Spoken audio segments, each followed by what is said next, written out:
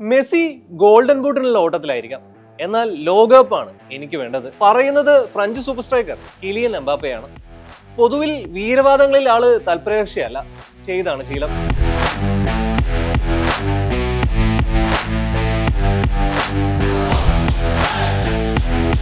ലോകകപ്പിലെ round of 32-ൽ സ്വീഡനെ എതിരില്ലാത്ത 3 ഗോളുകൾക്ക് നിലംപരിശാക്കി ഫ്രഞ്ച് സൈന്യം പ്രീ ക്വാർട്ടറിലേക്ക് കുതിക്കുമ്പോൾ ഇരട്ട ഗോളുകളുമായി തകർപ്പൻ പ്രകടനമാണ് എംബാപ്പെ കാഴ്ചവെച്ചത്.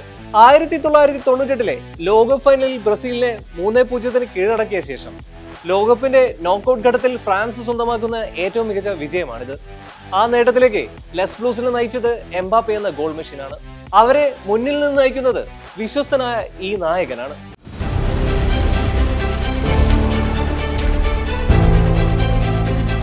18 ലോകകപ്പ് മത്സരങ്ങൾ, 18 ലോകകപ്പ് ഗോളുകൾ.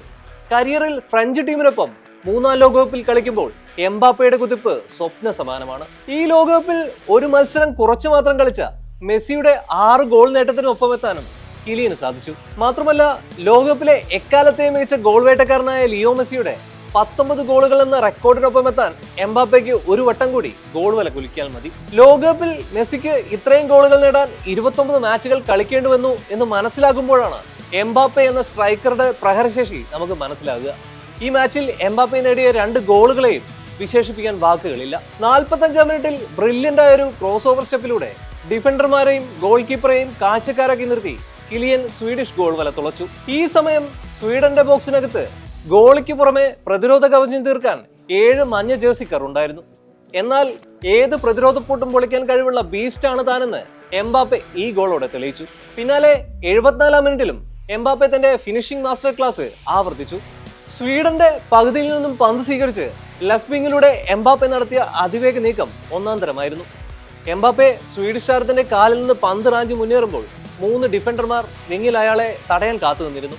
എന്നാൽ പന്ത് പിന്നീട് ബാർക്കോളയിലേക്കും അവിടെ നിന്ന് ഒലീസിലേക്കും കൈമാറി ഡിഫൻഡർമാരുടെ ശ്രദ്ധ തന്നിൽ നിന്ന് മാറ്റുന്നതിൽ എംബാപ്പെ വിജയിച്ചു.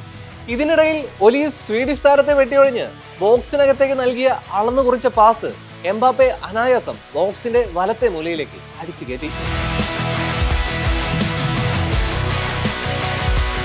ലോകകപ്പിന്റെ നോക്കൌട്ടിൽ ഏറ്റവും കൂടുതൽ ഗോളുകൾ നേടിയ ബ്രസീലിയൻ ഇതിഹാസങ്ങളായ റൊണാൾഡോ നസാരിയോയുടെയും ലിയോണിഡാസിന്റെയും റെക്കോർഡ് മറികടക്കാനും ഫ്രഞ്ച് സൂപ്പർ താരത്തിനായി. ചൊവ്വാഴ്ച ന്യൂജേഴ്സിയിലെ ഈസ്റ്റ് റുദർഫോർഡിലുള്ള മെറ്റ് ലൈഫ് സ്റ്റേഡിയത്തിൽ സ്വീഡനെതിരെ ആദ്യ ഗോൾ നേടിയ ശേഷം 27-കാരൻ എംബാപ്പെ നേരെ ഓടിയെത്തിയത് കോച്ച് ദിദിയർ ദശാംസിന്റെ അടുത്തേക്കായിരുന്നു. നിറഞ്ഞ ചിരിയോടെ കോച്ച് ഫ്രഞ്ച് നായകനെ മാറോടണച്ചു. തന്റെ അമ്മ മരിച്ചതിനെ തുടർന്ന് മരണാനന്തര ചടങ്ങുകളിൽ പങ്കെടുക്കേണ്ടി വന്നതിനാൽ ദശാംസിന് ഗ്രൂപ്പ് ഘട്ട മത്സരങ്ങളിൽ ഒന്നിലും പങ്കെടുക്കാൻ കഴിഞ്ഞിരുന്നില്ല. കോച്ച് ദശാംസ് ഞങ്ങൾക്കൊപ്പം ആയിരിക്കുമ്പോൾ ഒരിക്കലും ഒറ്റക്കായെന്ന് തോന്നാൻ അനുവദിക്കില്ല. ഈ വിഷമഘട്ടത്തിൽ അദ്ദേഹത്തിനൊപ്പം എപ്പോഴും ഞങ്ങൾ ഉണ്ടാകും എന്നാണ് മത്സരശേഷം എംബാപ്പെ ആ മനോഹര നിമിഷത്തെക്കുറിച്ച് പ്രതികരിച്ചത്.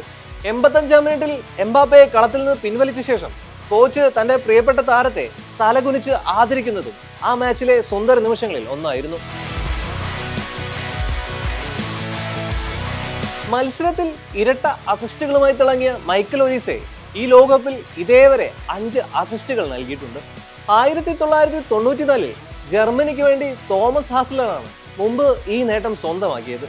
അതിനുശേഷം ഒരു പുരുഷ ലോകകപ്പിന്റെ പതിപ്പിൽ ഏറ്റവും കൂടുതൽ അസിസ്റ്റുകൾ എന്ന റെക്കോർഡിനൊപ്പമാണ് ഇന്ന് ഒലീസെ എന്ന നീളൻ മുടിക്കാരൻ. ഫ്രഞ്ച് ഫുട്ബോൾ ഇന്ന് മധ്യനിരയിലെ ഈ മാന്ത്രിക ഫുട്ബോളിന്റെ താളച്ചുവടുകളിൽ സുരക്ഷിതമാണ്. ഞങ്ങളൊരു ദൗത്യത്തിലാണ്, അവർക്കൊപ്പം ഞാനുണ്ട്. ഫ്രഞ്ച് കോച്ച് ശുഭാപ്തി വിശ്വാസത്തോടെ ഇങ്ങനെ പറഞ്ഞു നിർത്തുമ്പോൾ ആരാധകരുടെ പ്രതീക്ഷകളും വാനോളം ഉയരുകയാണ്.